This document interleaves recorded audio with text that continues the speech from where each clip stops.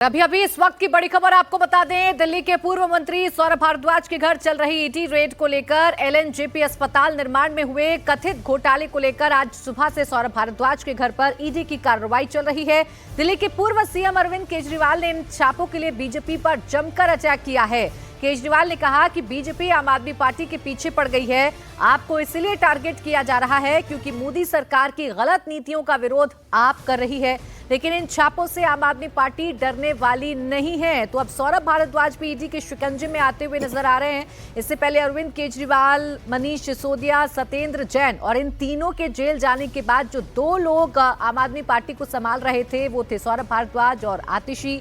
अब सौरभ भारद्वाज पर भी ईडी शिकंजा कस रही है। सौरभ भारद्वाज के भी कई ठिकानों पर आज ईडी लगातार छापेमारी कर रही है। हॉस्पिटल कंस्ट्रक्शन स्कैम में ये एक्शन लिया जा रहा है। सौरभ के घर समेत 13 ठिकानों पर ईडी ने छापेमारी की है। आतिशी ने ईडी की रेड के बाद बीजेपी पर हमला बोला। आतिशी ने कहा कि ईडी की ये रेड 100% फर्जी है, क्योंकि जिस समय का ये मामला बताया जा रहा है उस समय सौरभ भारद्वाज दिल्ली के मंत्री भी नहीं बने थे।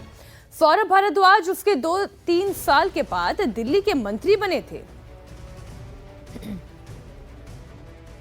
पूरा देश इस बारे में बात कर रहा था, तो इससे ध्यान भटकाने के लिए सौरभ भारद्वाज जी के घर पर फर्जी ईडी की रेड की गई है। ये रेड 100% फर्जी क्यों है? क्योंकि जिस समय का ये मामला है, जब अस्पतालों के निर्माण का ये फैसला हुआ, तब सौरभ भारद्वाज जी मंत्री ही नहीं थे। वो उसके 2 साल बाद मंत्री बने। अब आप ही बताइए, ये तो बिल्कुल हास्यास्पद बात है कि आप मंत्री नहीं थे। आपके मंत्री के कार्यकाल शुरू होने से 2-3 साल पहले के फैसले पर आप पर रेड की जा रही है। ये तो ऐसी बात हो गई कि कोलगेट स्कैम या 2G स्कैम पर मोदी जी के घर पे रेड हो जाए, Commonwealth game scam, CNG fitness scam जो कांग्रेस के समय के मामले थे उन पर रेखा गुप्ता जी पर रेड हो जाए। तो इसलिए अब देखिए, दिल्ली में कुल 13 जगहों पर इस वक्त इन्फोर्समेंट डायरेक्टरेट की रेड चल रही है। इसमें दिल्ली सरकार के पूर्व मंत्री सौरभ भारद्वाज के अलावा कई ठेकेदार और रियल एस्टेट डेवलपर भी शामिल हैं, जिनके ठिकानों पर ईडी की रेड चल रही है। पूरा मामला क्या है, देखिए हमारे संवाददाता अनामिका गौड़ की एक रिपोर्ट में। दिल्ली के पूर्व स्वास्थ्य मंत्री सौरभ भारद्वाज अब जांच के घेरे में है। ईडी इस समय सौरभ भारद्वाज के घर पे रेड कर रही है। सुबह से ईडी सौरभ भारद्वाज के घर में है। ये सौरभ भारद्वाज का चिराग दिल्ली का घर है, जो जहां वो अपने परिवार के साथ रहते हैं। और सुबह सुबह ईडी के अधिकारी आए और तब से लेके अभी तक लगभग 2 घंटे हो चुके हैं, सौरभ भारद्वाज के घर पे रेड चल रही है। इल्जाम है कि सौरभ भारद्वाज जब मंत्री थे तो उन्होंने हॉस्पिटल निर्माण में घोटाला किया। 1000 करोड़ से ऊपर का घोटाला ये बताया जा रहा है। 2018 से 19 के बीच में 24 हॉस्पिटल का कॉन्ट्रैक्ट दिया था। नए हॉस्पिटल बनने थे, ICU हॉस्पिटल बनने थे, कई हॉस्पिटल में नई मशीनें आनी थी, नई बिल्डिंग्स बननी थी, लेकिन ये कॉन्ट्रैक्ट 6 महीने में पूरा होना था। मगर 800 करोड़ खर्च करने के बाद भी ये इल्जाम है कि हॉस्पिटल्स का काम पूरा नहीं हुआ, कई हॉस्पिटल्स में मशीनें नहीं पहुंची। और अब दिल्ली के पूर्व स्वास्थ्य, अभी भी सौरभ भारद्वाज अंदर हैं, रेड चल रही है। आपका क्या कहना है इसमें? देखिए, ये जो मामला है ये 2016-17 का मामला है। तब सौरभ जी पहले तो मंत्री नहीं थे, और जो मामला है वो डिले का है। अगर डिले का मामले से बात कर रहे हैं तो बुलेट ट्रेन 2022 में चलनी थी 1 लाख करोड़ के बजट पे, आज वो 2 लाख करोड़ हो गया।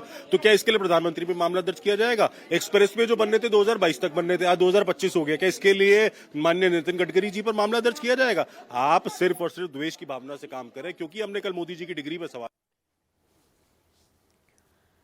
अनामिका गौड़ हमारी सहयोगी इस वक्त जुड़ गई ज्यादा जानकारी के साथ। अनामिका, समझाइए पूरा मामला क्या है? सौरभ भारद्वाज के ठिकानों पर ये रेड क्यों पड़ रही है?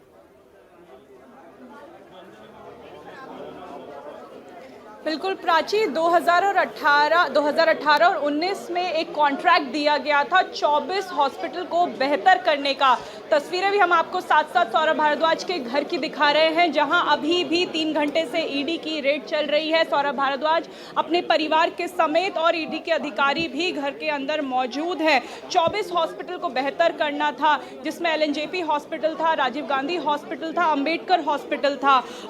LNJP में कॉरिडोर बनाना था, ICU बेड लगाने थे। राजीव गांधी हॉस्पिटल में कई बड़ी मशीनें आनी थी। 5,500 करोड़ का टेंडर था और जो आरोप है वो परतों में है।